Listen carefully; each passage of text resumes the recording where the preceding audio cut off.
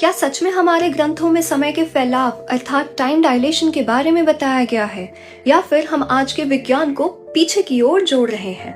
अक्सर यह कहा जाता है कि आइंस्टीन ने कुछ नया नहीं बताया, कि हमारे ग्रंथों में पहले से ही समय के अलग अलग प्रवाह का वर्णन मिलता है।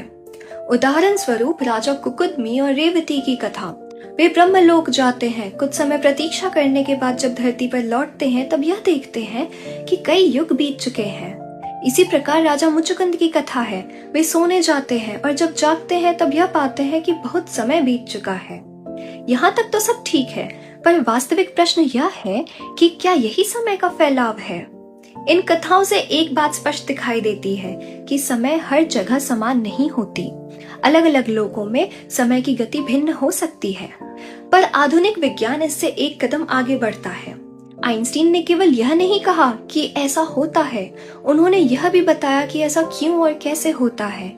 उन्होंने यह सिद्ध किया कि कोई भी वस्तु प्रकाश की गति के निकट चलती है तो उसके लिए समय धीमा हो जाता है, और यदि कोई प्रबल गुरुत्वाकर्षण के प्रवाह में है तो उसके लिए भी समय की गति भिन्न हो सकती है। अर्थात समय केवल दार्शनिक कल्पना नहीं, वह मापने योग्य गणितीय और भौतिक सत्य है। हमारे प्राचीन ग्रंथों में यह संकेत मिलता है कि समय हर जगह समान नहीं, पर विज्ञान हमें नियम देता है कि समय कब, कैसे और कितना परिवर्तित होगा।